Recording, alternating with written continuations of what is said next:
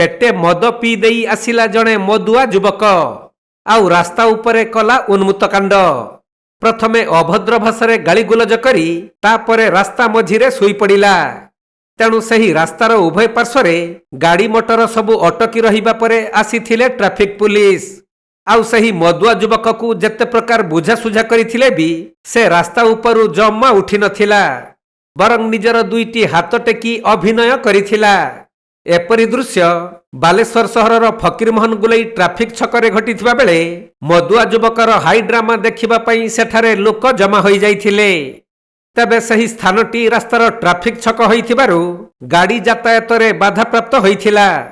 परे police team आसी युवक को जोर जबरदस्त रास्ता ऊपर उठाई नहीं हाथ बांधी रास्ता पार्श्वरे पकाइथिले।